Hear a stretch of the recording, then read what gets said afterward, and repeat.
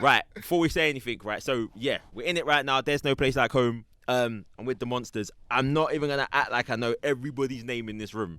So I'm gonna pass the mic around. Just introduce yourself if you want to. Throw your Instagrams on and yeah, all that stuff there. Start with my man. Yo, what's happening, people? You might know me as Potclips if you know me. I'm Potclips. I'm Jacob, 23 at Potclips Instagram, all of that thing. Yeah. Yeah, Shem, aka General Shem question mark. Yeah, at who is Shem? That's the socials all over. You done know, it's your boy Shivers the Butcher, aka Why are you Mr. whispering up Shutdown. there? I ain't whispering, cuz that's how we do, cuz. You know what I'm saying? You know me. You don't know, CEO, all that. Yeah, what's good? It's Nightmare, part of Nightmare and Oni, at Nightmare and Oni on the Instagram. You know the thing. Yo, Oni is at Nightmare and Oni, and my personal's Oni on ONI_NMO. Yo, my man just shook the room. I swear to, I'm not even lying. Man just opened his mouth here and I was like, raw. It got mad serious quickly. Man don't need no security. Shit. I feel like we're missing the member, right? Yeah. A few. So how many is in the monsters in general? 13. So who There's we one missing? missing from the London-based, which you know is Stinker Nutty. Shout out to Natty. Yeah, big up Nutty every time. Yo, take the mic, otherwise you won't We hear got you. like AD, we got Bad Phase, we've got Minzo, shout out Minzo. We've got Motus, we've got Small B. Who am I missing, fam? Killfeed. Damn. Held Tight Booker's Finest, and all these men are like hailing from Germany. Hang Tight Obey, of course. We got like from Germany, Amsterdam, Belgium, Canada. So Germany. Yeah, so we got bands from all over, but the London-based ones, yeah, the only one missing is Nutty, man. Big up Nutty. Y'all feel like this ain't even Wu-Tang. This feels like Shaolin or something, bruv. They bury you, man. So solid got nothing on us, I'm telling you. Isn't it? What does that dressing room even look like, bruv? I know it's smoky for one, but cloudy. Can't even count, man. Smoky sessions. So how do you, when it comes to like doing sets and stuff? So obviously you all do different parts of the production, right? How do you even decide who's running? No, well, everyone's on a different agency, so people just get booked through their agency and run that way. They know who to find at their agency. Yeah. On Instagrams, all them things there. So how does a group of 13 plus even decide to come together? Is that like we decided it at the show thing, or is that just natural progression over time? Well, we're all family and friends. We all started as friends, linking up, going different radio stations, linking with other people, and then linking up. And then after it just happened, man. It just, do you know what? I want to take you lot in. You want to join the thing. If you don't, it's up to you, innit? And just the doors open, you know. Just doors open. Just bringing man in. It's just like. Well, I know you, Mr. Shutdown. You're a people person. So even when I saw this, I'm like, yeah, this feels like something he would do. Let's go, man. Yeah, it feels very natural. Man, don't forget when I was on my bars in days as a youth back in the day. I think Shivers was one of the first DJs that even let us touch mic.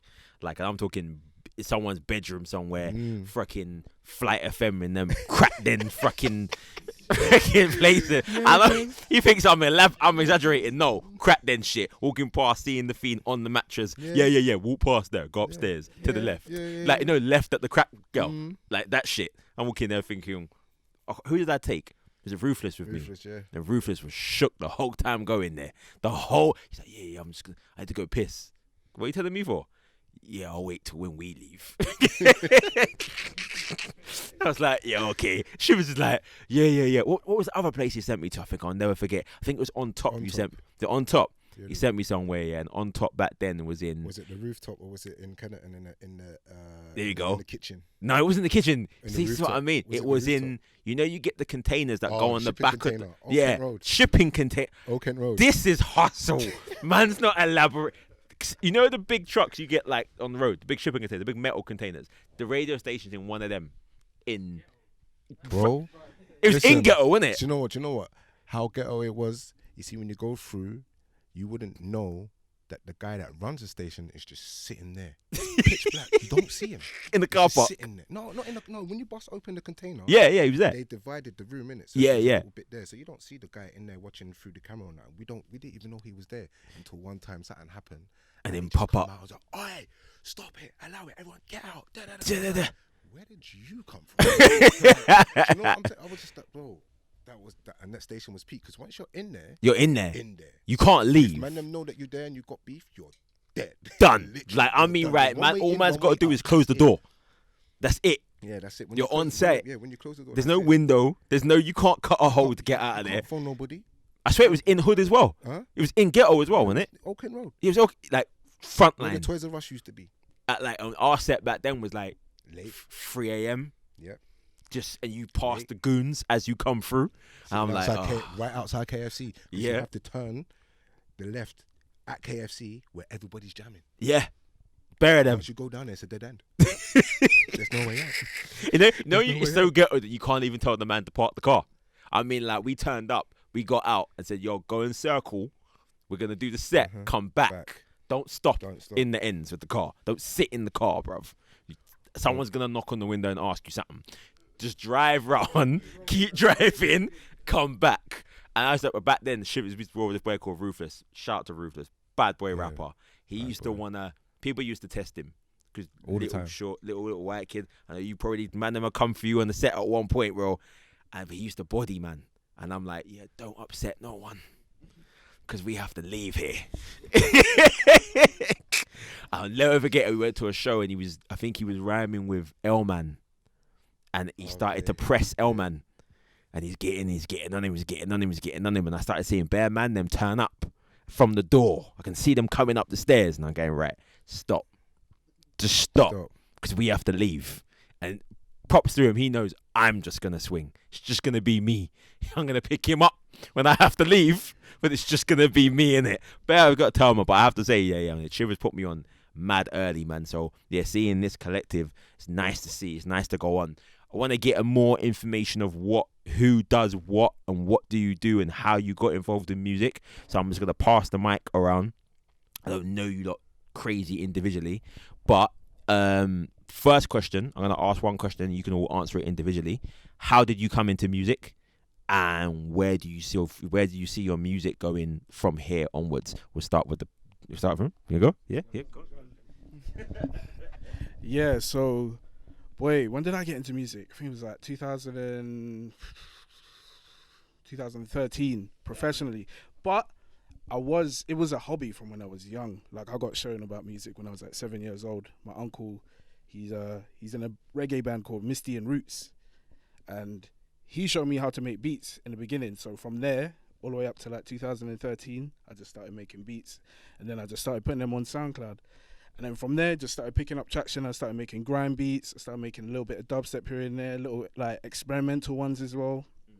And then, yeah, just started going radio, doing sets on radio, started doing sets at Radar, and at Mode FM as well. And then, what was it? I think it was, what was that, Fire? It was at Fire. I met Shivers for the first time, and I was mixing, but I didn't know it was him. My manager told me that was Shivers, I was like, what? Why didn't man tell me? He had gone, and I was like, what's going on? Like, that's a legend, man, you know what I mean? But then we started talking, and then chopping it up. Then, yeah, here we are now. Yeah. Yo, so, way I got into music, it wasn't even a DJing thing. I played the violin when I was a youth, and I played the violin for like 10 years. Then I was like, you know what? I just started feeling bare limited by the instrument, because it wasn't like I was into classical music. You know what I mean? I was into music from the street still, but it was like, you don't, like, everything's written for you, like sheet music with classical music in it. So it's like the closest you get to like music that you know is like the Pirates of the Caribbean theme and that, you know what I'm saying? It's like some dead Niki thing, you know what I mean? So I just started feeling bare limited, and I was listening to dubstep, all kinds of things, you know what I'm saying? So then I got into producing probably 2012, 2013, same way. And from there it was just all the way up. I grew up in Cornwall. So like, knowing that I wanted to do music and that, I came to London to do uni. Went to uni in Camden at SSR. I don't think it's there no more. Rest in peace.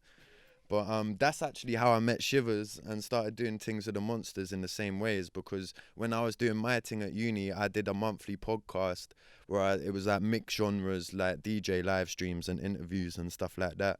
And obviously I was a part of the dubstep thing by then, so I had to bring Shivers along. And from then we were just like boom, boom, boom, you know what I mean? Connected at the hip and that, you know what I'm saying? He's like my big brother, you know what I'm saying? So I'm mad appreciative. It's all about the mandem, you feel me? Yeah, I feel that. So, transitioning from, if it's not even classical music, how do you even find dubstep? Like, how do you go from violin to dubstep? Like, at some point, where's the switch? For sure, I'd say it's all to do with synthesis. Like obviously synthesis, it's a part of any genre that involves production, like electronic production. Synthesis is making sounds in the computer or using hardware. So it's like I was bare into the sciencey side of it as well, and the fact that I felt limited by the violin. Like no, I'm not offending anyone who plays instruments, whatever. But when you play an instrument, say you play the guitar, if you master the guitar, you can make any sound that guitar can make. Like physically, by its limitations physically. When you're producing and you're synthesizing sounds, you're creating the physical limitations of the sound as well. So it's like building the instrument and then playing it. So I was like, oh, all of them walls that I felt limited to because I kind of explored that craft to the nines. Like now I was like, oh shit, like there's no more of that. You know what I mean? Like I felt like free and I could do any kind of sounds. I want to make an elephant trumpet. You know what I'm saying? And I did that. Yeah. That's cold. I think that concept in itself, like breaking free of the limitation that instrument allows you to do, is dope because it shows an actual artistry and an actual thought behind what you're making. You're not just like following a sound or that man make this, is lit. You're making it on more of a personal situation that I want to be able to just say, fuck it, I'm gonna go up on stage and light a mad zoopy and do this. So yeah, I feel like I'm on it. Throw it to the back. Go on. Yeah, boy. I have been doing producing and DJing since I was 14, so we're talking 16, maybe more than that now. A lot more than that, say about 20 odd years now. So I started off on the garage tip, like DJing on the old vinyl belt drives, and then kind of moved on to drum and bass and jungle from there, as is the natural progression in Croydon. As you do, you go from garage to jungle to drum and bass. And yeah, I mean, I've always come from a musical background anyway. My dad's a grade 8 pianist anyway. My cousin is a music therapist teacher, so music's always been in my house. My house is filled with vinyl. It really was at one point, with all sort of old rock stuff from my dad and sort of R&B and Motown stuff from my mum's side. So yeah, and then when I bucked up with Oni here in about 20. Boy, when did we link? I don't even remember. Yeah, let's not. He said it just happened. But yeah, when we were. Yeah, we've been making tracks for a long time. We were sort of built before dubstep, I'd say as well. We were kind of really interested in building beats that were like in between grime and garage. So kind of when it was changing to dubstep, when it was getting a bit darker and more kind of bassline influence, less vocals, more instrumental stuff. And I come from a DJing background as well, also in garage and everything. And yeah, I guess however many years after us doing a lot of production and everything, I met Shivers through. We were really heavily into dubstep. So yeah, met in that Black Sheep in Croydon. Shout out Black Sheep, you know.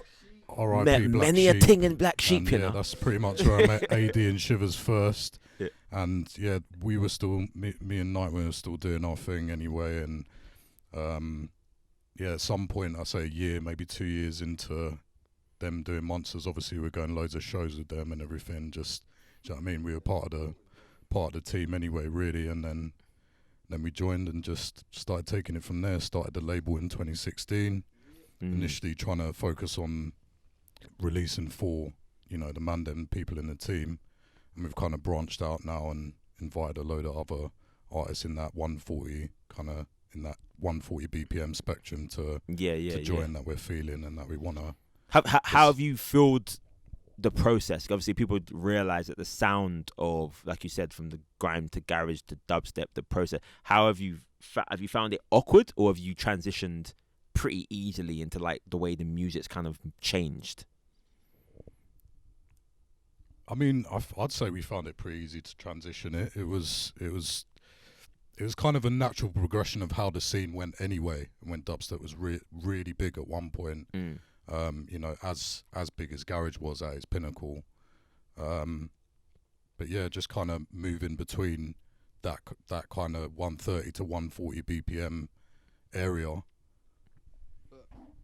But if you actually sort of look at garage, drum and bass, and dubstep at its core, there's so many similarities. So it was kind of like we were taking influences from like where we are at now. It's kind of like we are taking influences from the garage, from the jungle drum and bass, even from like reggae and house, and incorporating it into what we do now to try and sort of. Because if you stay with a simple formula, or the same formula, you become stale. So what we're trying to do is take influences from all of our experience from life, rather than just looking at the scene and what it's doing. We're trying to think, right, what can we do different? How can we incorporate something from here and make it work within our scene? Yeah. And I think without the experiences that we've had, without the background that we had, I don't think we'd be able to sort of pull that off like we are doing, or transition as easily as we have been. And scout for artists that are doing things differently as well, where you hear something and you're like, wow, that's so different, and that's got, you know, so many other influences that we hadn't even fathomed that kind of sound a lot of the time. But it feels like very, like I said, we were talking about your fan base earlier, and it does feel like you lot have moving in such a way, such a groundbreaking way, that your audience is almost finding you instead of you looking out and trying to find the fan base.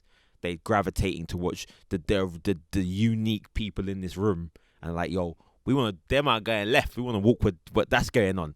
Kind of don't want to walk the traditional dubstep line of that vocalist and this verse. And we know labels love all that bollocks, but when it comes down to actual core fans that just are interested in music, yeah, it would make sense that you just kind of you're deciding what's the new sound is, rather than you guys of just saying, oh, that's the sound, let's make more of that, which is the dope way to go. So I know you lot get around.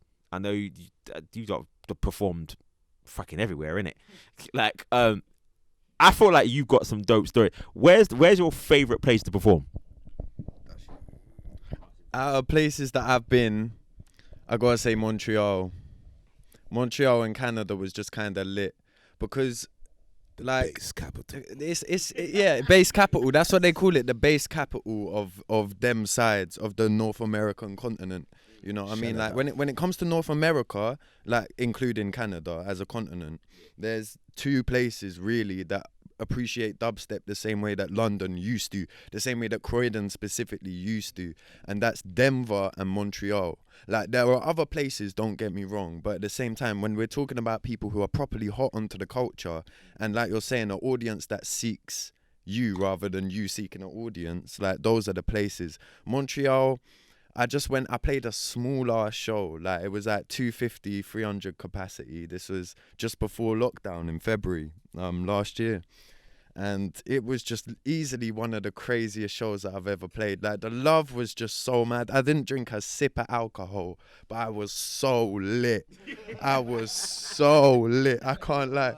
I was sipping a cloudy lemonade like it was lean, you know what I mean? Like, get my level, you know what I mean? Like, I feel like a lot of people, again, like you're saying, when it comes to this kind of thing, like, a lot of the people who appreciate it as a consumer are not necessarily in the right mind, in the best possible way to put it, you know what I mean? Like, everyone's a bit fucked up, you know what I'm saying? But that's kind of why it's so lit at the same time. Everyone's there to fully express themselves, and I think that's why the American scene kind of commodified our style of music. Again, not in an offensive way to say to them. That's just kind of how they deal with their mainstream, like, festivals and stuff like this.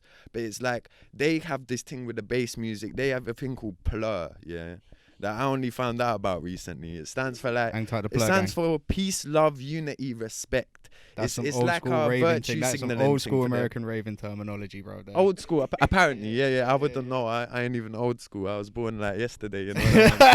But no, it's like, I understand it. It is, some people wanna bullshit and be like, oh, this is the real stuff. They've commodified it. But at the same time, like, they are the majority of the scene nowadays, and they have literally done so much for our community, like, and our style of music, that it is kind of lit over there. Like, nowadays you can go around Croydon and no one's really got love for the dubstep like that. You know what I mean? Just the odd people tucked away, and Jermaine knows that better than anyone else. You know what I mean? But this, yeah, it's dangerous to be with this guy in Croydon. But yeah, Shem, what about you still? I don't even know what the question was. I was listening to you talk. It's like you went off on a tangent, fam. The question was, where do you think you like most enjoy performing? Okay. What's your best place, basically? For me, it has to be Australia. Australia, they go ham out there. They love off dubstep. They love off grime, and it's just mad out there. They show man love out there. It's like a home away from home. But other than that, you know what? I really like playing in London because that's where the real fans are, innit? They know where man's from, and they know man, like, you know what I mean? Yeah. Oh man.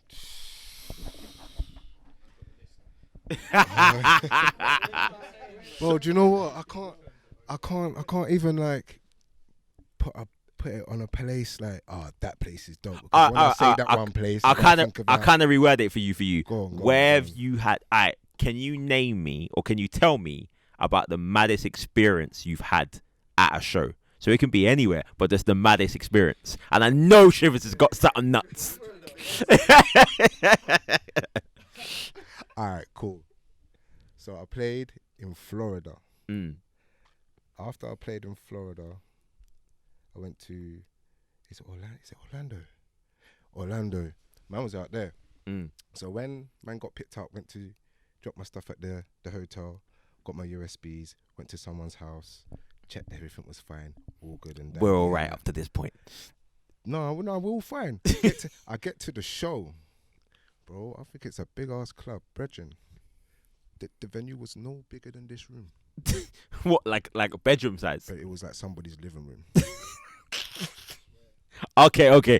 At what point do you go, I had to call someone? Bro, my agent's back in Cali. I'm there. I put my foot in the building. I'm like, you know what? I'm going to the back. Go to the back. Kitchen. I was going to say, area. what's the back? Bar area. Like, the kitchen. You know, the kitchen. Yeah. So that's where man is now. The woman said to me, you're on in 15 minutes. Is everything fine? I just said, What's on? The dining room? Listen, when you go, it's like a house. It was just literally like a house. And I was just like, are we really doing this? Do you know what? This is my first show at the tour. Let's just get it over and done with. So I'm playing, put my sticks in. It's going wild now. Like when the kids are doing this, there's no safety. The table's moving. Table's moving. But then the deck on the far right is going to drop. So I had to catch it now. So, but when the deck's dropped, my USB's in it. No. And it's knocked. So I'm like, fuck. All right, cool. Pick it up, take it out, put it in. Not loading. Not loading. So I'm like, fuck. Back up. Put out the next one. But I know this one hasn't got the tunes on it. So I put it in, play, couple tunes. Set went all right. I'm gonna go back to the hotel. I'm pissed. So I phoned Obey. He's asleep. It's at 3 o'clock in the morning for him. Because what's up? I go, listen, send me the vault. I need it now. Yeah. I call up my other young gunner, Milton from Brooklyn. I hit him up. I goes, yo, I need the vault. Send me it now. He goes, give me 20 minutes. I send it to you. All right, cool. Fall asleep. Wake up in the morning. My flight's at 10 o'clock. Yeah. I need to go to Denver. I'm like, fuck. There's no inbox from none of these motherfuckers. They all answered it and went sleep. Yeah, but I'm just like, shit. So I'm phoning them again now. Obey's like, I'll do it when I finish work. But there's loads of tunes. I said, bro, I need them. Yeah. Get to the airport, get on the plane. I'm sitting on the plane. I'm rocking for like a nitty. I'm like, he's packing something. Someone shoved something somewhere. I'm getting angry. I'm just like, damn. I need all them tunes, the bangers, everything. Get off at Denver. Speak to my driver. Can we stop at a Best Buy, please? He was like, yeah, we can do anything, but make sure you're on a time schedule. You're on in half an hour. I'm like, half an hour? Yeah, bro. No way. For me, every time you go to America, nothing feels Nothing- 10 no, minutes. No. Everything is, I gotta drive. Yeah. It's 45 minutes and 2 hours this way. And So he turned around and said to me, Best Buy is just down round the corner, 10-minute drive. All right, cool. While we're driving there, the promoters phone me and goes, your set's been pushed back because Panda Eyes is not turning up. He's cancelled, but we're not going to cancel the night. You're going to be the headliner now. So you're going to be on at 2 o'clock in the morning. Touch. yeah, nice. Spare time. Touch. Bling. Oh, inbox. Yes. Tunes. Getting gas now. Pick up the USB sticks, go back to the hotel, put them in there. The Wi-Fi was so dead. Oh, them slow ones. It was moving so slow. But these times it was like 8 o'clock in the Yeah. evening. So I'm like, all right, cool. I'm on at 2 o'clock in the morning. So I'm sitting there. Just winding myself up. Then I'll get another message from Milton. I've got another package of tunes. I'll start downloading that. All right, cool. One USB's done. Put it in there. Take it out of my the laptop. And I'm just thinking to myself, why doesn't feel right? Yeah. This it was just too quick for it to go on there like that. Yeah. So when I get to the club now, I'm like, is there another room here where I can test my USB sticks? Yeah. He goes, yeah, come into the office. So I've gone into the office and I put one in there. Nothing. One's not loading. It's just taking forever to load. Took it back out, put it back in, it loaded. Alright, cool. The other one loaded, cool. So I'm like, I've got my tunes. I'm looking through. I've got what I needed. Alright, cool. I'm gonna play my set now. Fam, don't think halfway through the set, the USB just started going emergency loop. What, just locks off or is No, glitching? it's emergency looping. So when there's something wrong with a tune or a file on it will just go straight to emergency loop. And it will just loop for 4 bars. No. These times I'm going gas, I'm not realising it. And then my brother just tapped me and goes, it's looping. I'm like, what? Shit, we fucked. So I looked, all right, cool. Wheel it up, let the other tune play. I'm looking at it, so I can't press that one now because this tune is linked with this stick. So if I stop that now, everything's going to shut off. So I let the tune play out. I pick another tune. It's not letting me pick. Lucky like my guy was to the left of me. He just pulled out a stick and goes, there's Monster Tunes on it. I was like, is there?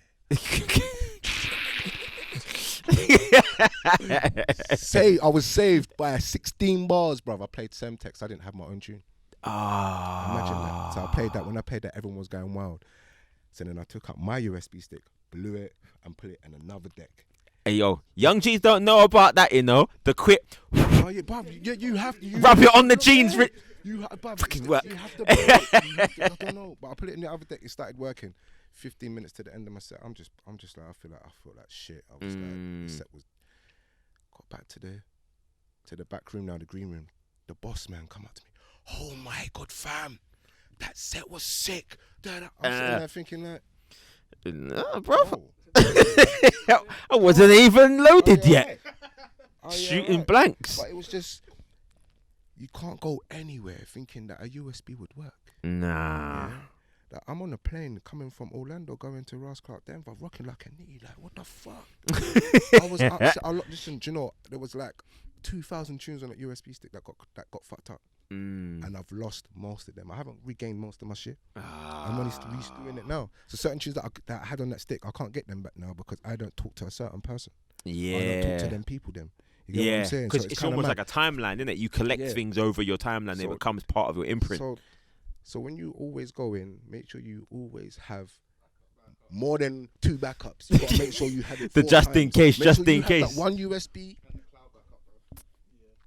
4 times over. Make sure Yeah, you yeah, have that. yeah, yeah. Because I know there's certain brothers that go places with just the one USB and their laptop, go there and think, yeah, everything's fine. But then when the man's at a rave, he goes, oh shit, my Mac's gonna die. Has anyone got a charger? What mid rave? Bro. Yo, anyone got a charger, B? Are you mad? Have you got a charger? No. Have you got backup? No CDs, nothing. Bro, don't rely. You on your gotta computer. come with it, man. Don't rely on your computer because when you go to another country, you need that plug, Yeah, and it's just not a normal plug. You No. need the adapter. yeah. Yeah. You don't come And with it. certain man think, oh, they'll be the same plug. Nah. When you go to Canada, it's not the same plug as America, mate. It's the same plug, but it's switched. Ah, It's mad. It's mad. mad. It's You know what? mad. For guys, the technical guys, for yourself, you rely so much on digital equipment, Yeah. it's something that you don't think about. You think, oh no, man, it's a file, man. Plug it in. But you don't think how many hard drives have we had corrupted, didn't load? You've called me. Look, It's traumatic. stressing But them out. listen, my guy went through it not long ago. The Apocalypse went through it not long ago. Yeah. Blue screen on his Mac. What do you mean, like corrupted? Bro, blue screen. Yeah. Yeah, but bruv, listen. Yeah, yes. Yes. Everything get was nothing dead. back. So I'm at Oni's yard, yeah. I'm just chilling, you know what I mean? We're about to make a tune there, everything pattern. I'm like, yo, let me load up a couple projects real quick. I can export some stems, you know what I mean? Do whatever. I'm on Logic them times. Use my MacBook for it was a mid 2012 MacBook, innit? The last good MacBook that they made, you know what I mean? Shout out to Steve Jobs. He was alive on that one. You know what I mean? Yeah, he oversaw that one still. I'm telling you, just the project, the whole MacBook crashes and I'm opening a project, yeah. So I know the hard drive's spinning and searching for files. So I'm like, yo, this ain't good. So I'm like, but it won't it's just beach balling, you know, them ones, beach ball just spinning. But so I leave it 20 minutes, it's still beach balling. I'm like, I'm gonna have to shut it down, you know what I mean? Force shutdown. There's only, it's either that or let it run out of battery and it's gonna be a forced shutdown anyway. Yeah. So I forced shut it down and then couldn't turn it on. You know what I mean? Couldn't turn it on. Got it to turn on through safe mode and it was like, we can't find a hard drive in your MacBook. So I was like, bro, it's just happened, innit? And everything corrupted. I knew though, because I had to pay £600 for a hard drive recovery that only recovered like 40% of the files.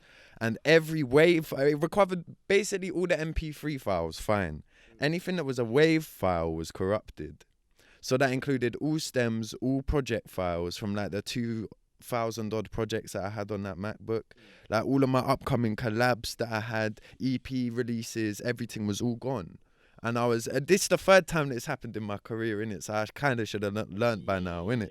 You know what I mean? But these are the things, like, if you don't have a backup and you think, oh, it's all good because I'll get one before anything happens. Well, by the time something happens, it's too late. Like, and you're gonna be thinking bumper clot, like for real, like. So at the end of the day, it just ain't worth it. Like, it's a certain test, you know what I mean? Like, at the end of the day, you're still you. If you're talented at doing music, you can pick it up and carry on doing it. You might have lost this and lost that. I lost 250 gigabytes of samples that I recorded. You know what I mean? These weren't no downloaded sample packs. This was me sitting in studios for hours, hitting a snare drum at 100 different velocities. You know what I mean? And like. So it's just like, it's painful, you know what I mean, to a point, but I just think, yeah, I'm a bit of a dickhead, you know what I mean? I can't blame no one else. I'm kind of low-key a dickhead, you know what I mean? Yeah. See, I know them, trust me, Shivers knows me. I'm a Mr. Figure it out. Drop me in the freaking jungle. I'll come back. Chinchilla and everything. I'll figure this shit out. Like, but you have to, like, yeah, I think technical stuff is something that you never prepare yourself for. Even my phone, I think the worst thing that's ever happened to me technical wise is this phone is like my lifeline. And I was on the train going Prague and I got off the train, me like a dickhead. I don't know why. I put the phone in my little hoodie pocket, the side ones. So I'm thinking, it's cool in it. But it's like how I've got off the train, I'm kind of like, I've moved out the way for a lady. So I've kind of dipped a bit and the phone's just gone down the gap, train gone, bang. I can't even get it back now. But that phone's got the number to the promoter, the number to where the fuck I'm going. I'm just like saying the map. But my mother always taught me this. She said, always write down an emergency number and it's in your wallet. So I called, literally went in it, boom, mummy.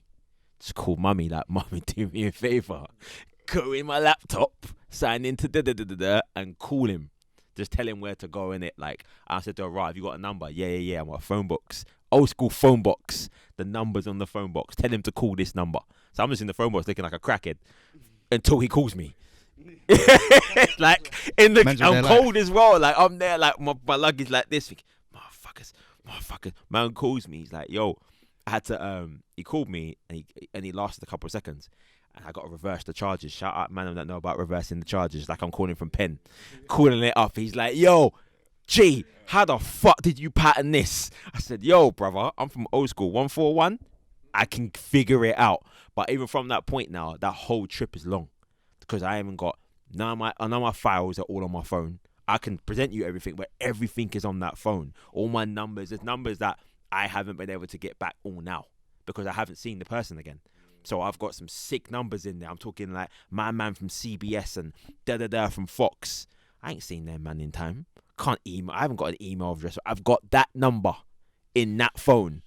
Can't get it back. So now, yeah, you live and you learn, innit, brother? You just say to yourself, before it happens, get someone other than yourself that is going to remind you and hold you accountable and go, little dickhead, did you do? But nah, talking about shows, like, I know you traveled the world. You lot must have encountered some mad fans. Bro. I feel like it. And he's hiding his face, so that means yes. Bro. Shivers, I know he's going to hide from the crazy girls that exist on these shows. Bro. I know for a fact you've come across some mad ones. Come on, let's get into it, bro. No, don't no. I was in Paris, yeah. Yeah. And I took my wife with me. What? That's brave. Check this. We're outside the venue, just chilling, smoking, and a girl's gone past, and then another one's gone past, and they got their shivers. Da, da, da, da, da. Yeah. The girls all up in my face, all talking da da da da da. The other girl's just clocked who's with me. She goes, he's with his girlfriend. Quick question: where's wifey from? Ends wise. Ends. Causden. Oh no, not too bad. Not too bad. No, Could have been my one. My one from Toast Hill, bro. She would slap a girl right there. Yeah, so go on. She's calm, man. So when she said, he's with his girlfriend, do you know what the girl said? What? Don't worry, she can get it as well. Then you're asking. Do you ask? No, Do you ask? No, I can't. Bro, no. Listen, it's a violation for one, and two, my wife will kick my ass, bro. Bro, she's second damn black belt, bro. Oh, okay. No, you're done. You're done. You're done. You don't ask. You then. don't, bro. Listen, when she gives me the look, bro. Bro, trust me. Apocalypse, I know you've seen it a couple times in the house, bro. You said a couple times. Man walked in, he's like, yeah. Oh, wait, outside. Wes knows. He Wes knows when I'm late and my phone starts ringing, he sees the number and he's like, oh shit, we're late and we gotta go. He's like, we gotta get Jermaine home. I was like, yeah, bro. Nah, man. Yeah, that's one of them still. And another one, cuz that weren't even for me. It was for my bed, Bay, but he's not. But me seeing that was mad. He said, "No, that's not for me." No, it wasn't for me. It was for him. Still, it happened to him, innit? I was there, innit? I was like, whoa, boy, this girl did knocked herself out trying to get to him and shit. Knocked herself out or what? Well, she was running, innit? She was running to him trying to get a picture. She just wanted to get a mad picture. Yeah. And then she didn't see. So the stage, and then when you come off the stage, the gate opens, but there's a pole there, innit? Oh, the little, yeah. She's running. She's just running. Just She's just running. Obey don't see her. He's walked down. And she's walked, and all you see is the girl get clotheslined by this pole. Shit! But do you laugh at this moment, bro? Man laughs. Man laughs. He said, "Fuck that." Man laughs and then help and be like, "Are you alright? Yeah, I'm fine." Yeah, bro. Listen, I've seen someone get bottled and then carry on dancing. What? I've seen man get bottled in a rave and carry on dancing. Drugs are a powerful thing, mate. Bro, listen. This is what you don't understand. You see when they say they do the wall of death? Oh, yeah. Bro, this wall of death, they're not normal. Like, especially when we was in New York and we played in, I forgot the name of the venue, something basement. So you lot can answer me. So the wall of death, who initiates the wall? The DJ or them? Them. All the time, them. Well, no, it depends, because the DJ might say, you need to separate this for this one and da. Or it's a certain tune, we'll have the lyrics on it, we'll be shouting, the wall of death, and da. And they'll be getting ready, running around in a circle, and when the tune drops, they run into each other. Like, yeah. What the fuck? And they just do that. I'm just like, they tried to put me in the middle of one. I was in the middle of one when they came. I was like, go on. Obey was left in the middle of one by himself. Why, you're bad, man? You left him there. No, listen, he wanted to stay there. He He's taller than me, and he wanted to stay there. Man said, like, if he dies, he dies. No, I'm out. I'm out. I'm not getting hurt for All no right, one. So at what point? So process. I'm gonna ask them. So you're seeing a wall of death, right? And it's getting off. At what point do you stop the record and start, or do you just say fuck it, let them go? You let them go. No, I mean, because there's wall of death. If it's a wall of death, then you let that go. They gonna Because die. you let the tune play because that's what they're intended for. Yeah. You can tell when a reload is justified. For me, if I see the crowd separating, it's gonna take a lot for me to reload. It has to be an epic tune for me to stop that wall of death. Yeah. But yeah, just let it. I say let it go, man. It's gonna happen. It's gonna, like you said, if they're gonna die, they're gonna die. Ah, see. So someone tried to invite me to is it End of the World? I think it's End of the World. Yeah, it was some mad content. He was like he was like, yo, come, bruv, come. And back of my brain was like, you know what? I can't help it. Because if I go in there and I'm somewhere like that and I don't know what it is and man, them are running at me, my natural regression is just to just knock someone out. Sorry, if you get hit, you get hit. I can't stop that. Like, my arms won't allow me. I don't care how much I'm vibing. It won't allow me not to knock a motherfucker out. I'm going to knock you out and go, my bad. I'm from the jungle era. So a man done put Chopper on. Yeah. Yo, many a man that died in that house party, innit? Like, right Ladies there. and gentlemen. Ladies and gentlemen.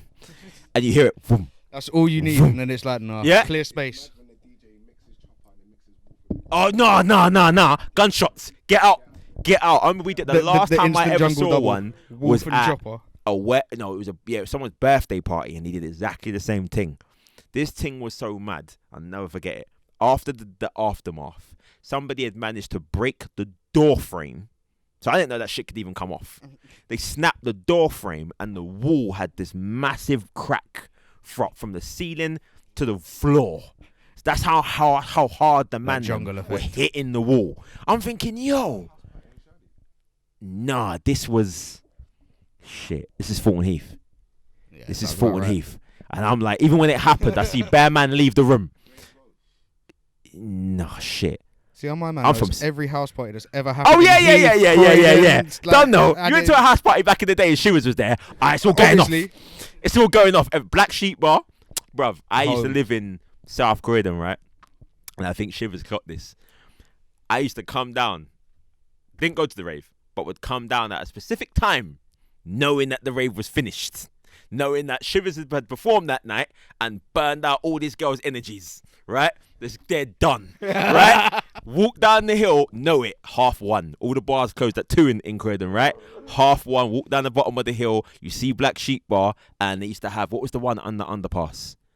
Right with the bridges. McCluskey's. The McCluskey's. You have one there as well, and Black Sheep Bar there. You start walking, and you just start seeing the strays come out.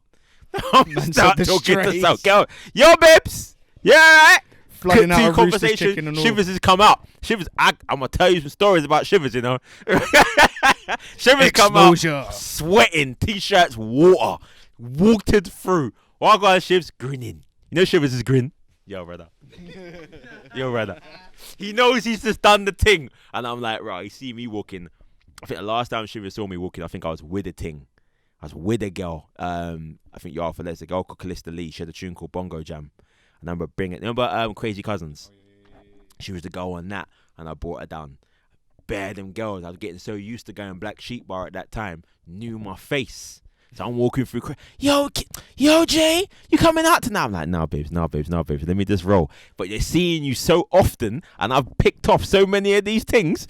I'm like, yeah, I better stay away from the Shivers bill for a while, innit? But you know what? Yeah, Black Sheep, I'd say for Monsters was the starting point. Oh, sorry, what's the label name? You haven't even told me yet. Label's Monsters Music. Monsters Music. So obviously we know, obviously coming through thing, and I know Twitch has been a big thing for DJs, right? It's been a blessing, bruv. Yeah, I've seen a lot of guys do it, man. How do you think your fan base has almost? How do you think they've received it? It's gone well. We've, at one point we were doing regular shows, Monster Sundays on Facebook. So we were doing that solely on Facebook Live, and we were hitting sort of every week around 2,000 live viewers at a time. So for us on a live spectrum, that's good.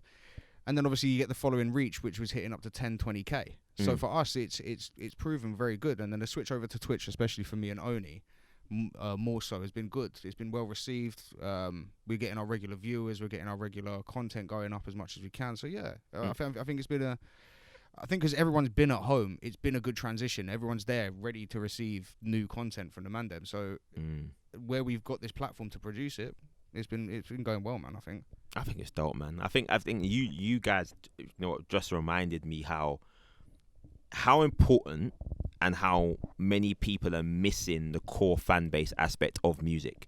I've said this in like so many pods now. I think I said it in the last pod earlier. I think guys are so quick to jump on what I call gift music, which is it lasts for 15 seconds and on to the next thing, innit?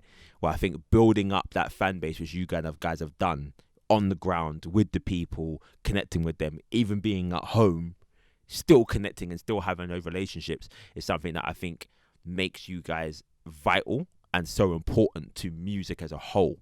Like I literally was only reminded by that by R.I.P. DMX, of what DMX meant to you at moments in your life. Like him passing isn't, oh yeah, he had one big tune. It's DMX. That shit is aggressive as fuck. I'm playing DMX game. I'm fucking up someone today. It's that tune, innit?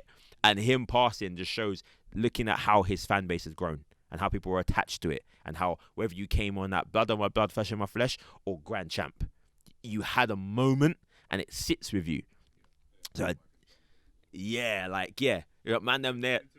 Exactly.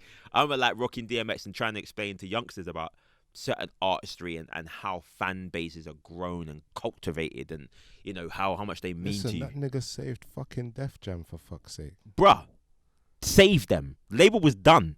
Like, he's probably the only rapper that I know that's had a double platinum album in 1 year. Like, think about the concept of that. This is when, if you go and watch, have you ever seen the Rock the Mic tour? Like the footage behind it. No. You never seen it? Yo, I love that shit. But the concept of it was, DMX was bigger than Jay-Z right then. It's a Rockefeller tour, but DMX is the guy at that time. Yeah. They're putting DMX on before Jay-Z. Like, Jay-Z's the guy.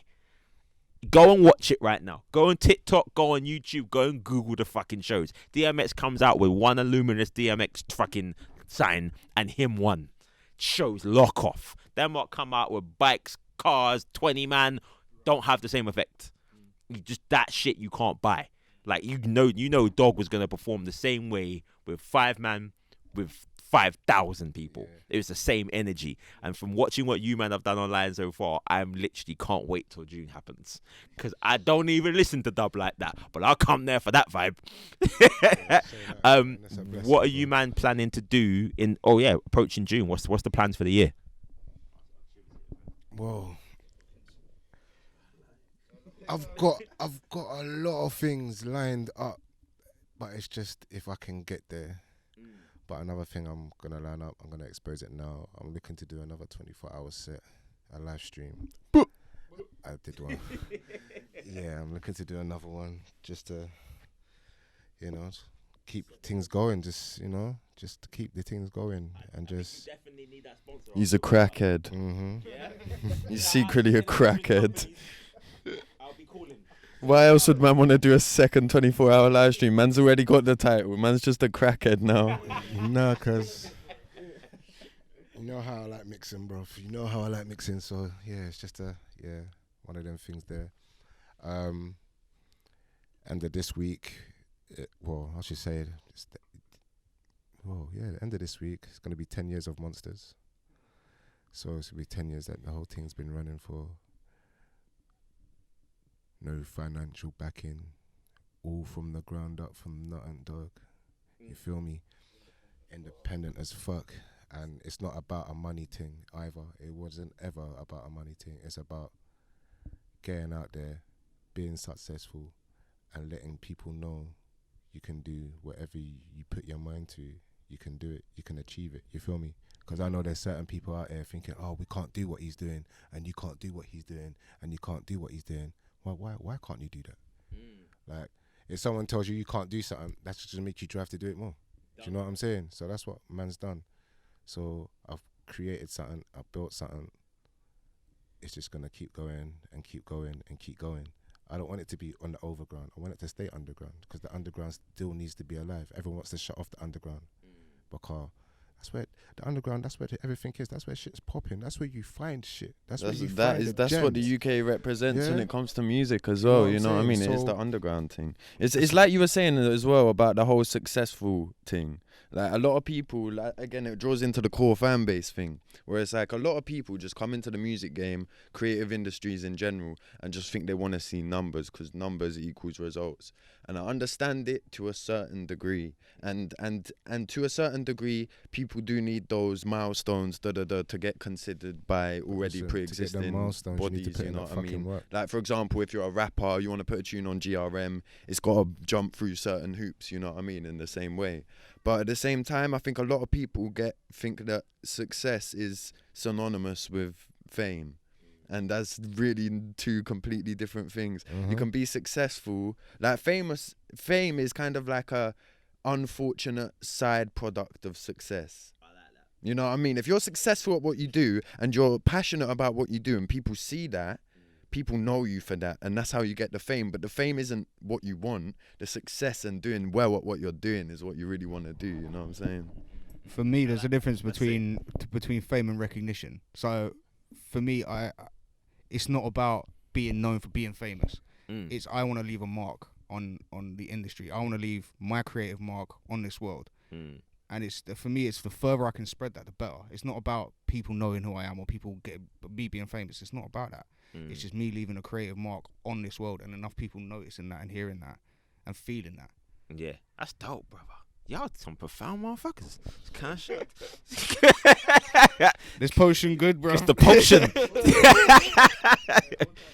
Outside the potion, but no, that's dope, man. I think, yeah, the world needs more of you, man. Like, to be honest, and I've Big up, man. been in the industry since the age of 13. I think Shivers, you meet me at what, 15, 16, I think, doing Grime Days, and seeing college stars, so yeah, even from then.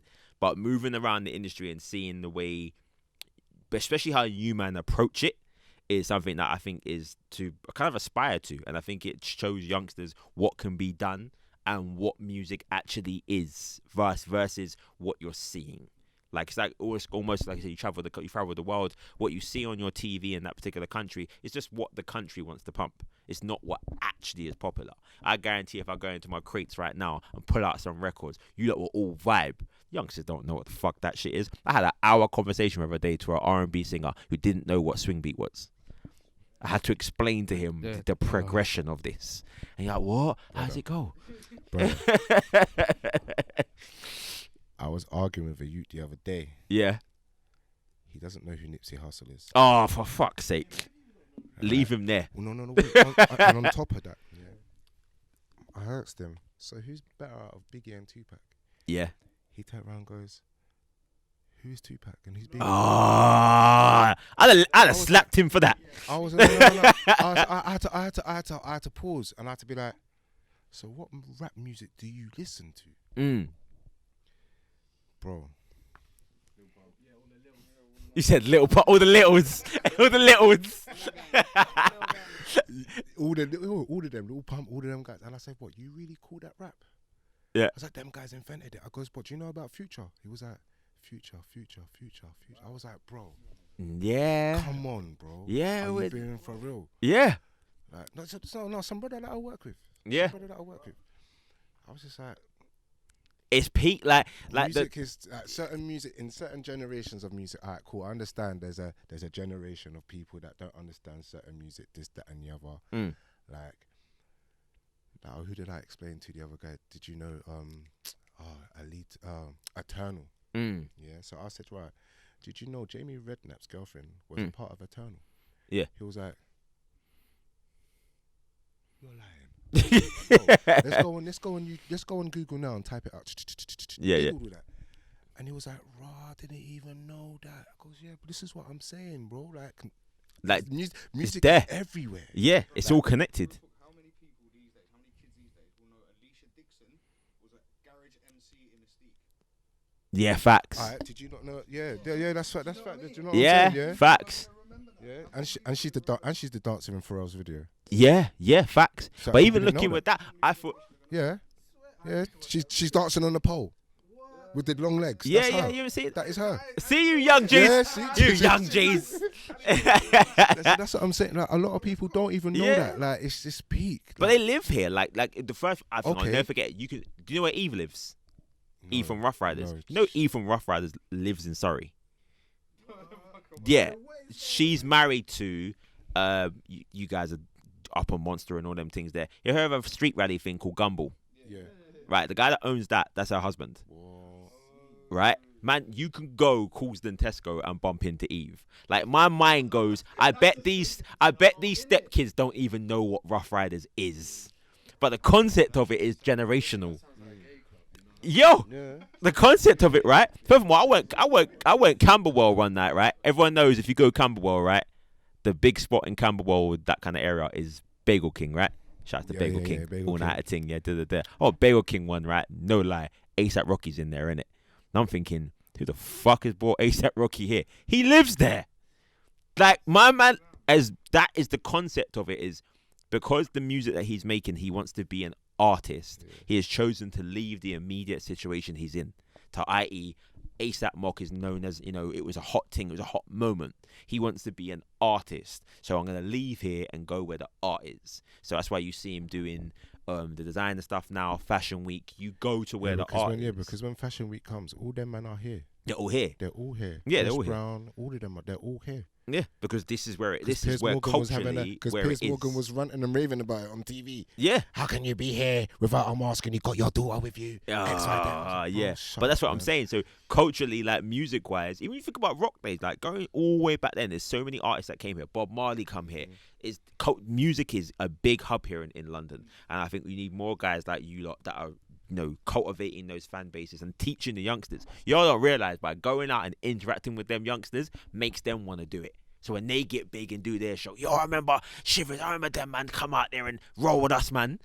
You do the same thing. But if you have the generation being led by the gift rappers that come out there and want to smoke, drink this, but it happens because you see them brothers there, they will sell the kids' dreams. And be like, yeah, I can do this for you. I got this for you. I can do this for you and do this for you. If you just do this for me, keep doing this for me, I'll do this for you. Yeah. And when you keep doing that and you don't see no results, a man turns around and says, I told you so. Yeah. That's not me telling you that I'm being a hater or what.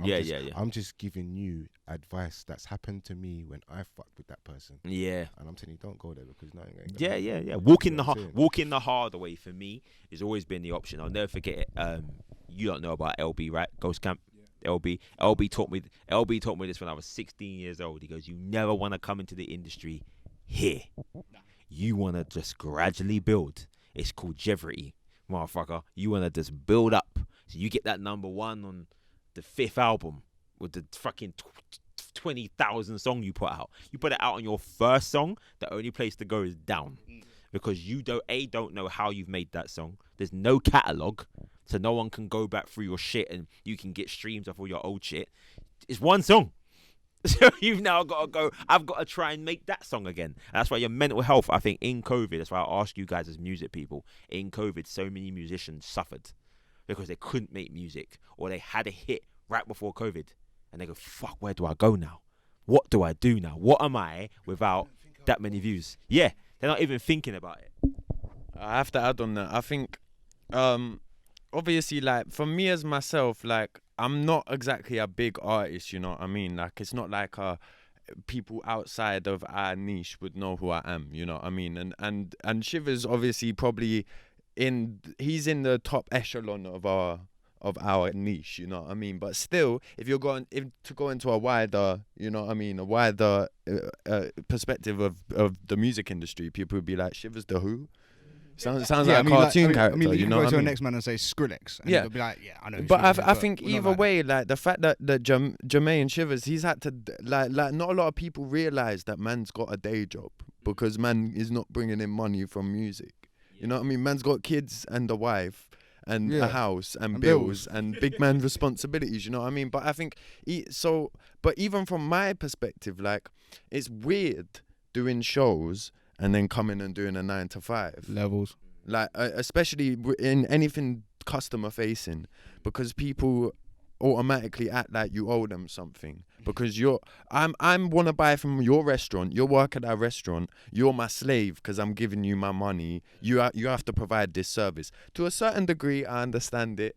I have respect for it. I know my place. You know what I'm saying? I'm a normal worker, but same time, there is kind of a weird disparity that goes on because it's not an ego thing, but it kind of must be in a way, like, because I'm not a very egotistical guy, but the ego is the only definition that I can think as to why I can go to a different country, have a vibes, enjoy myself, and then get frustrated when I have to go work in a restaurant to get my consistent money to pay my bills and shit. You know what I mean? think it's just a contrast of environment and stuff, because when you're on a stage, and I've definitely felt this, when you're there on the stage DJing, you're kind of, in a sense, commanding these people, commanding how they feel, giving them the energy, and they're vibing back off you. You're the guy. Then you get off that train, back in your ends, and you get mugged. You're no one. No, I'm joking. You know what I mean? I'm joking. At that point, it's that humbling feel of, okay, I can go from that, but it's quite a humbling thing to get back and be like. But mentally, do you feel like it almost? Because I've come with this. Do you feel like it almost drains you? As in, well, when you come back to the 9 to 5 and you lose that high, it can be. If you get and I've had this specifically. Me and Oni have had this. When you get a low point of bookings, when you haven't got anything lined up for a little bit, and you're just slogging away at the 9 to 5. Yeah, we're consistently producing music, but it's when you haven't got those bookings, it can. Yeah, when you haven't got those bookings to look forward to and that space to have that massive creative explosion, I'd say. Yeah. With that lack of a better word. But without that, it can become draining just slogging away at the 9 to 5. But at the same time, I've got bills to pay, man. Yeah, you gotta do it. That's the motivation. I've got bills, I've got kids. You gotta put petrol in the tank to make the car move, innit?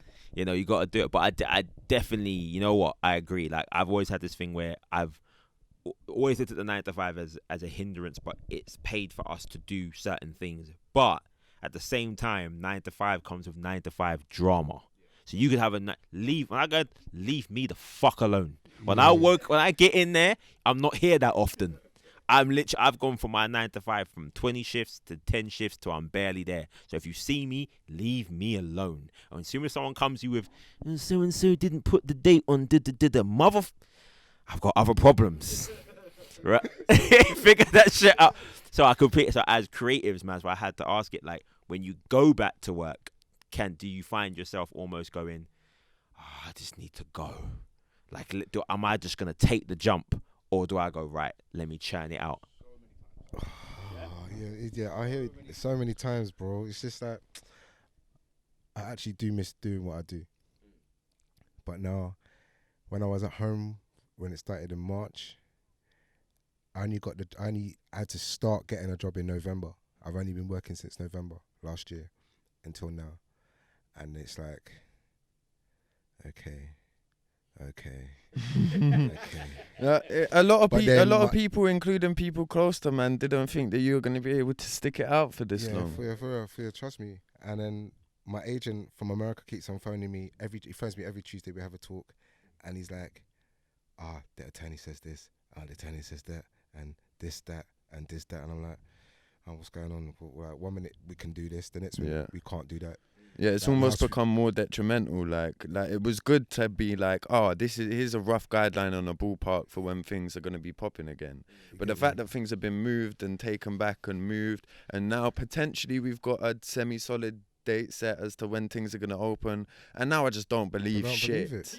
I don't believe shit. I'm like, Rishi, chat your shit, bro. Rishi, chat your shit. Matt Hancock, I'm coming for you, bro. You understand? I'm sorry. Don't put me on no list. I don't want to see feds on my corner, you know what I'm saying? But at the same time, bro, and the whole country ain't happy. You know what I mean? And the thing is, like, they want to palm it off as but everyone has to be responsible and do the right thing. And it's like, yes, people understand that and have comprehended. That's why a year on, we're still in this position. You know what I mean? But now it's like, sorry to go off on a tangent here, but Bumper Club, now the thing is, ultimately, it's like you're talking about, it's about the balance. And everyone in their life, no matter what their passion is, what they have to do for their responsibilities and things like that is, people find their own balance in which they feel satisfied and they can continue to be motivated and do what they do. Recently, that balance has been fucked with so heavily that it is fucking with the mental health of not just creative people, but everyday people. You know what I mean? people. Like literally to the point now where it's like, what are and aren't we meant to do? And at the beginning it was kind of like a joke. Yeah. You know what I'm saying? And everyone was laughing about this thing. But But a now- year and a couple months in. But now, yeah. literally, you know Come that on now. last year suicides America's were up open like now. 15%. What's going on over here? yeah, exactly. What's going on? What are you saying, Boris? What's going on? Like, Jesus Christ. But the Lord. everyone's just pandering and trying to do virtue signaling and all of this thing. You know what I'm saying? And I get it. We all want to be out of this. We all want to be in better times. We want to be good vibes and that. But it's just like, I don't understand it personally. It's just got to the point now where people don't know what to believe in. You know what I mean? Like, I have to go to my work and think of it as a game for me to get through the day. Because I'm so vexed at it now. but I know that that's my reality. I know I can't just quit right now, bro. Because how am I going to pay the bill at the end of the month? And man's going to be on the street. I ain't got, like, family that was all nice like that. You know what I mean? Like, so you got to do what you got to do. But it's become harder than ever to do that. It's Creatives become hard. have got hit become bare hard with that still. Do you know you have to pay for drop off at airports now? What? Yeah, man. If you want to get dropped off by somebody in your family at the airport, you have to pay now. Wow. Just drop it, innit? Wait, why though? Why? What? Bruv, they need to make money somehow, bro. They need to make money somehow. Yeah, no, it makes sense. I think my biggest thing in this whole time, and I always pride myself on as being Mr. Fix It. Like my job role is pretty much untie knots. Pretty much untie knots. That's what I do as a job. And like you said, it's almost like, I think, Wes, did you say this to me? I said it's almost like being in pen without like a release date. You say that? It's lit. Like you go pen and someone said to you, you got time. Yeah, it's like you. Yeah, you got. Anyone can go to you. I'm on remand. Cool. I'm gonna do a light 3 months. Be done in it, right? Yeah. You will, because they'll check vehicles now. Yo, Mike. Who's the mic? Who's got the mic? Oh, he's got it. No, you can get stopped anywhere now. Even when we traveled, and we kind of broke quite a few rules when we started this thing. We were out and about. But the concept was it for? It was for work. It work. It's for work. No, it's work because I looked at it like this, like you said, America. Yeah, like America. Nice. Yeah, it's look. Driving to work. Yeah, like America is open, and I think that is the biggest thing that started to sting me. Because I was like, every time I saw it, these motherfuckers are making money. These creatives. Did you see the Texas thing the other day? Yeah, huge show. Yeah. No, right. Listen, you see New Zealand and Australia. Yeah, they locked us out. Yeah, and they just They worked locked within their own everybody bubble. out. Yeah, which was clever. Time ago. Which was clever. Yeah, which was really clever. And then when it started getting worse over here, it was clear over there. Then when I'm doing shows and that, I've got brethren out there right now. Yeah. Jakes is out there right now. Which again, as a creative, having friends abroad is the most frustrating thing in the world. Because I've most of my links are international, and they tell Jay, why can't you move, bruv? It's because of where I fucking live, my G. Bro. Like, I think the one thing I did, and if I didn't have kids, I'd have gone. I got a big offer very early to go and stay in Barbados. Yeah. They're like, stay here, we'll put you up, just stay here. Because they wanted people to come out and work. They'll just give you a work visa. I was like, yo, man, just go. I had man that went there and still there now. Who? Just went out there in Barbados and just didn't come back. They said, fuck it. Because they were more open to traveling. More people can go into America now and do big shows. And the England seems to be the one. And we're always fucking late. Think about it. When the schools closed, why did they close? And I remember it happening. Took my son to school and we said, yo, he ain't going back Monday. And most of the parents had the same concept. Tuesday morning, Boris come up. Yeah, we're closing schools. Man already did it. So they're waiting for us to make it. So once we do what we've done, Get's doing the thing that he just did in West End. I think Central C just did the thing out there. Dappy's doing it. All that shit there forces the government. That's why that date, people think that date's not happening. It's happening. Because we've decided that it's happening. Man, them are going park. Man, them are doing their thing. Man, I don't care if you give me a venue. I've got a park and a microphone. Fuck you. I'm doing this. Yeah. And that's when the government go, all right, fuck it, let them have it. Because nobody wants to argue with that. And I know, man, like, and I always say, follow the money. Follow the money. Soon as it must be going off because they've just proper released the wireless lineup. There you it's go. happening in Ross Clark, Crystal Palace Park. Follow the money. Soon as you get a date for something like that, that's when you know you can timeline. 2 weeks prior to it and 2 weeks after it are clear for landing. So if you got any shows to do, get the fuck up outside, go and get some speakers and go and do it. Hit it up. But yo, brothers, it's been good having you on. I'm literally, yeah, shit, we're over. But anyway, good having you guys. What is? Have you got any dates set in place, or you guys just literally putting out music online, Twitch streaming? Yeah. Yeah, label wise, we've got a few things coming up. We've got a massive compilation coming up end of next month on the 28th. We've also got a big project we're doing later on in the year in regards to mental health. It's going to be like a little mental health campaign. We're going to reveal more about that later down the line. But yeah, it's something that's been, as we were speaking about earlier, it's something that's a bit close to all of our hearts. So yeah, a couple of things going on there. I'll let Oni.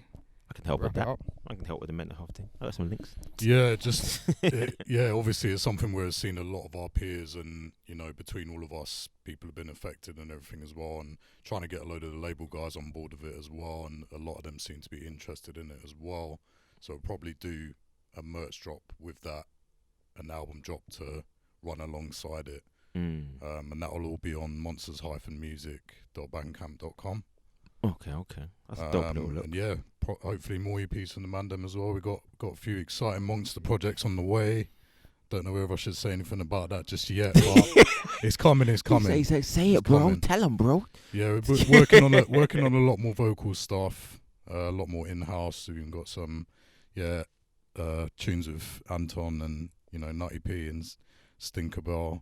These lot have been shelling it down in studio. So, yeah, I'm gonna run down 90p when I see him. More than a few tunes coming there, trust, and more than a few EPs. Yeah. What's going on with all your clips? When are you dropping your clips? I haven't set a date on it yet, but yeah, probably soon. I'm gonna do some. He's lying. Don't say I'm lying. I'm not lying. All right, well, no, I'm locking off all the tunes. No one's getting nothing. I've got them. Mandem only. No, but yeah, I got something lined up. Something. Yeah, I'm gonna put a date on it soon. All right. Come on, brother. I know you got some gems. I got nothing, bro. And I got my new computer a few months ago, innit? So I've been grafting, getting back up to speed with the productions. So I haven't got any specific projects that I've got. Like, actually, that's a lie. I got like 6. I'm just I'm trying to be prolific with it, you know what I mean? Because for too long I just didn't put fuck all out. So I'm being bare prolific with it, bare dubs, bare remixes, all of that. But at the moment, no shows. I'm not doing no live streams, no shows. I have locked that shit off. They're available for shows. I'm not available for shows. Shout Shivers, Shem, and all of them for shows, but don't shout me. It's like, we'll show for money. Come on. Well, I'm hoping for the barriers for me to open so I can fly out to EDC to do the EDC madness. That's the only thing I have on my cards right now. Yeah. That's the only thing I have on my cards right now. I'm playing at that EDC festival in Vegas. That's the only thing I have in my mind right now. Yeah? Work towards. What you gotta do, man? You work towards it. What's this drink called? Because y'all been saying potion, but I don't. Well, it's the potion. It's called the potion. You can hit them up on Instagram, Potion Universe, and it's like your little. Man wrote sell by date in pen. Big up you, man. Yeah, show the camera eye. It's branding. Drink it, man. Yeah, drink it how it is. It's nice. That's what we've been sipping on throughout the whole thing. Mine's nearly done. It's litty. Yeah. Yeah, done now. All right, good to have you guys on, man. What's the Instagram again? The group one. Monsters_dubstep.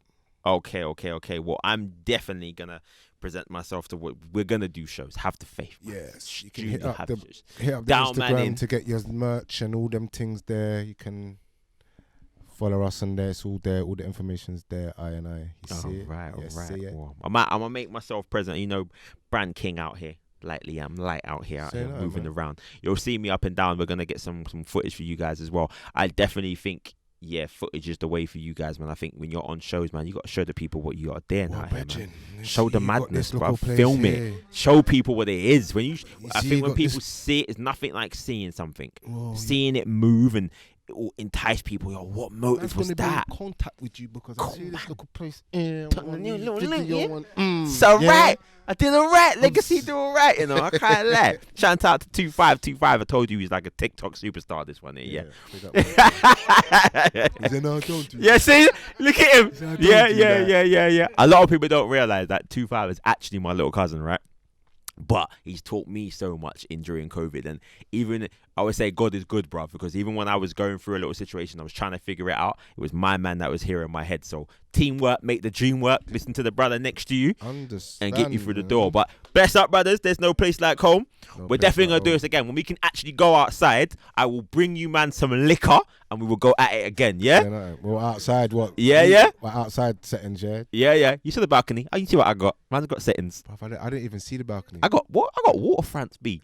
Trust Man's got- me, man's got- waterfront. Let me tell you Jesus. who I am, you know. What you didn't pull them out for me this time? Then, Yeah.